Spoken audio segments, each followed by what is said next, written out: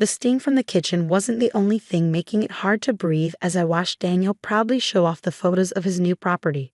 3 bedrooms, oceanfront view, private beach access, all supposedly purchased with the profits from my grandmother's recipes. "Isn't it amazing, Sophie?" he asked, scrolling through more pictures on his phone. "And it's all thanks to your cooking." My name is Sophie Chen, and at 42, I thought I knew everything about running a successful restaurant. After all, Golden Lotus had become one of the most popular Asian fusion restaurants in Seattle, built on recipes passed down through generations of my family. But apparently, I didn't know everything about my husband of 15 years. "When did you close on it?" I asked, keeping my voice steady as I chopped vegetables for the evening service. "Last week," he said, pocketing his phone. "While you were visiting your mom in Vancouver." I nodded, the knife hitting the cutting board with more force than necessary. "Last week, when he told me he was at a restaurant suppliers convention in Chicago. Just like he'd been at conventions every few months for the past 5 years. It's a great investment," he continued, oblivious to my tension. "We can rent it out when we're not using it.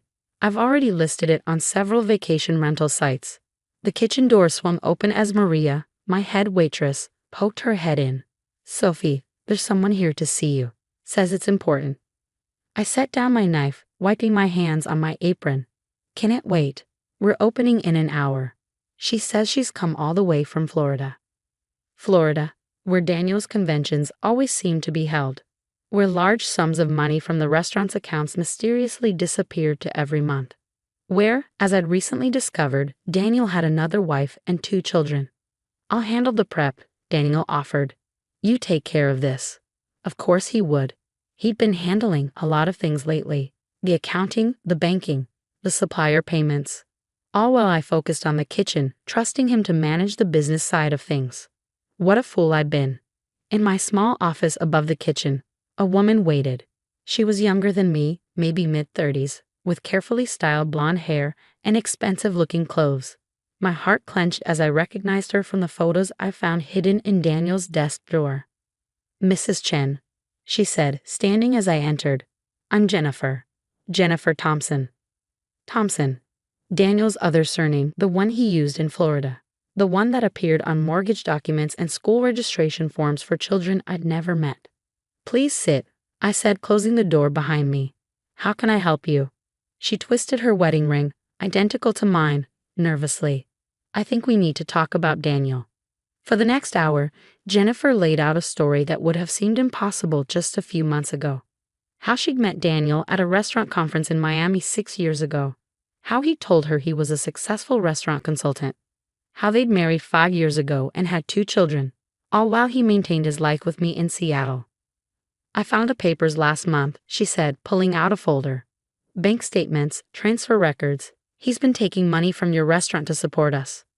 When I confronted him, he promised to explain everything, but then he disappeared. That's when I started digging and found out about you.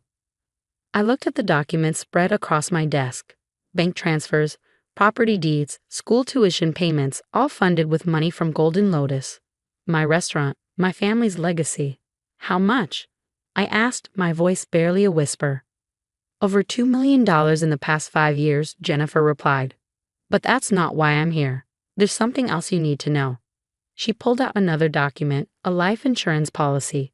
My life insurance policy, taken out by Daniel 3 months ago for $5 million. "I found this in his office," she said, "along with these."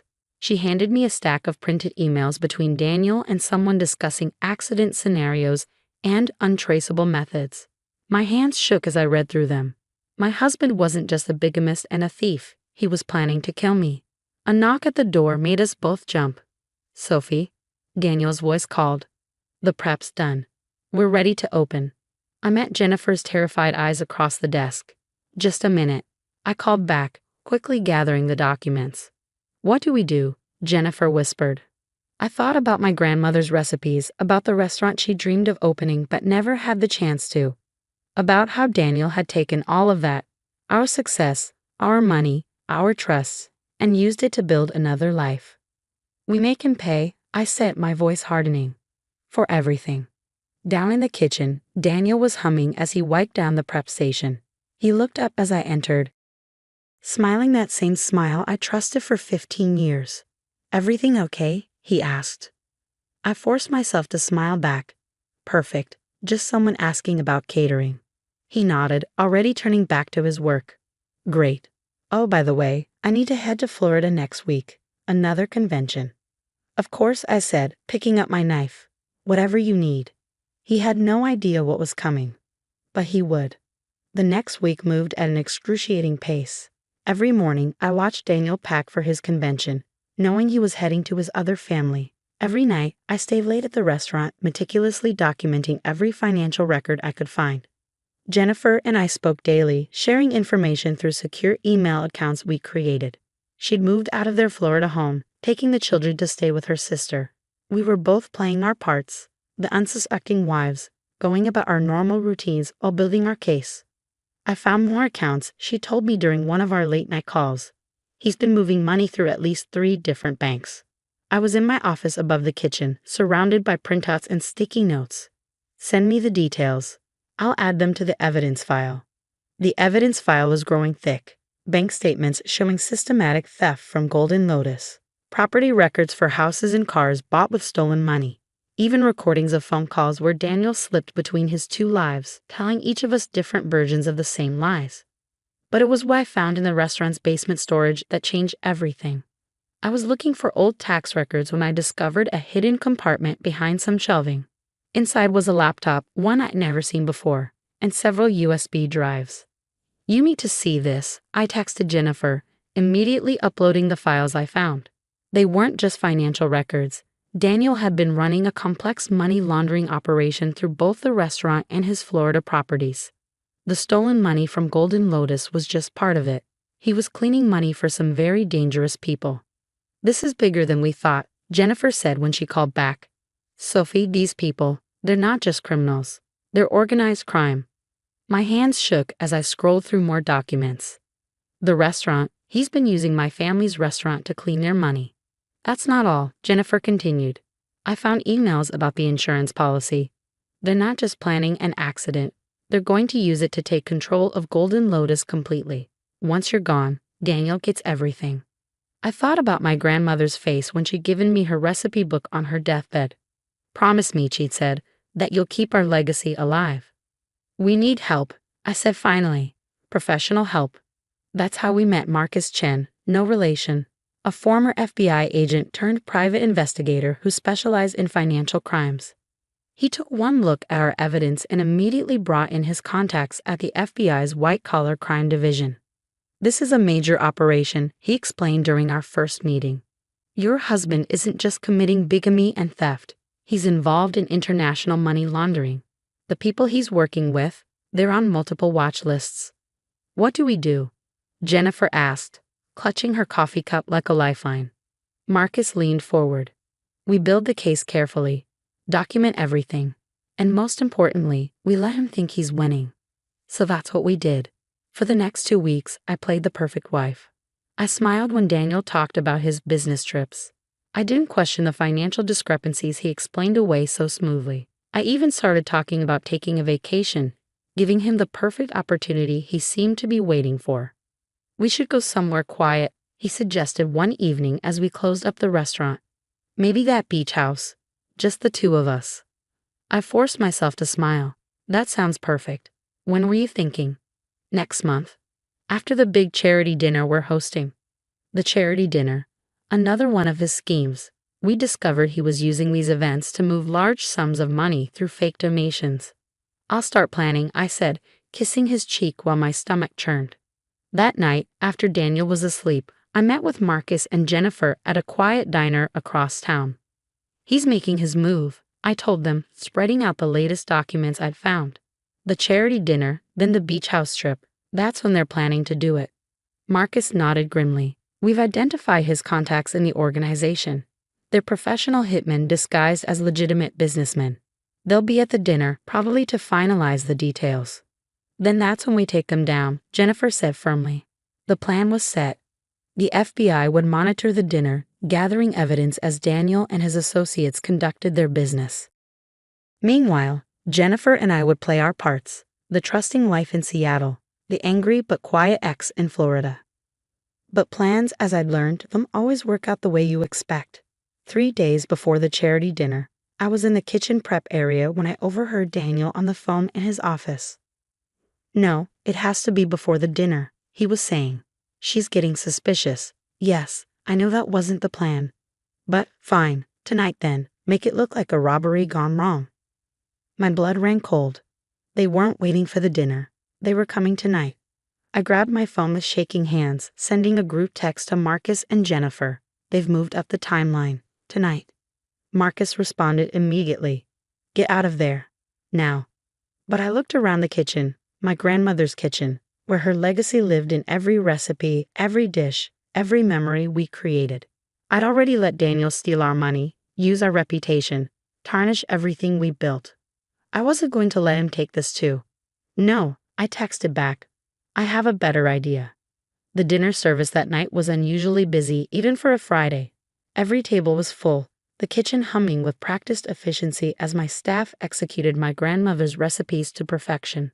If anyone noticed that I'd assigned Daniel to handle the front of house, keeping him away from the kitchen, they didn't mention it. I called in every favor I had. Mixed in with our regular customers were FBI agents posing as diners.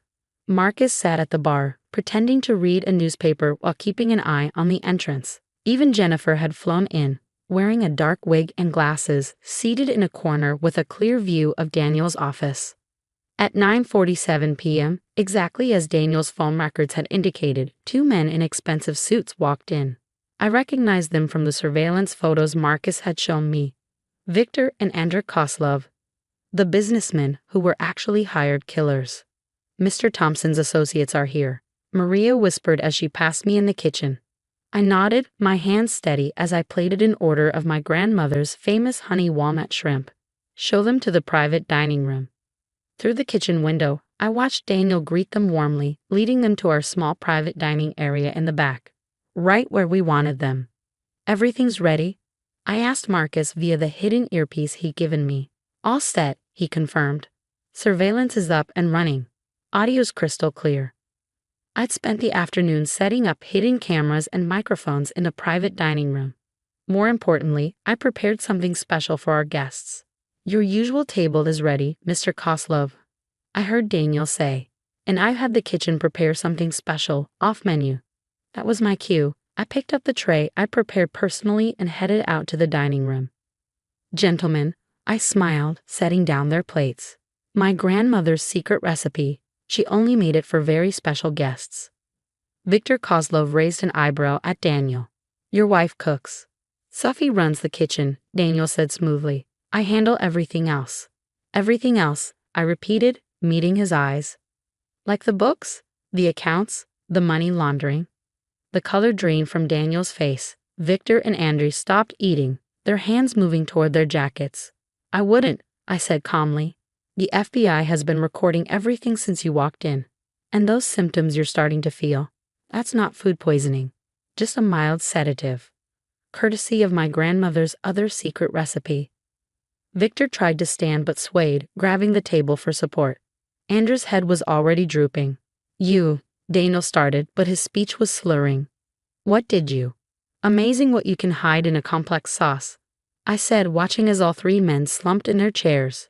"Don't worry, you'll wake up in federal custody." On cue, FBI agents emerged from their positions around the restaurant. Marcus approached with handcuffs as other agents secured Victor and Andrew. "Sophie Thompson," Daniel mumbled as agents cuffed him. "You're going to regret this." "It's Sophie Chen." I corrected him, and no, I won't. The next few hours were a blur of FBI interviews and evidence collection.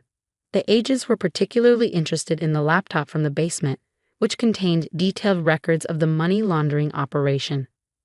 Jennifer appeared at my side as they led Daniel and the Koslov brothers away. "Is it really over?" I nodded, watching the patrol cars pull away. "Almost. We still have to deal with the legal aftermath, but they have enough evidence to put them away for a long time." The restaurant was empty now, except for the forensics team finishing their work. I walked through the dining room, straightening chairs and adjusting table settings, small acts of normalcy in a night that had been anything but normal. In the kitchen, I found Maria and the rest of my staff waiting. "Is it true?" Maria asked. About Mr. Thompson and the money laundering? I took a deep breath. Yes, but that's over now.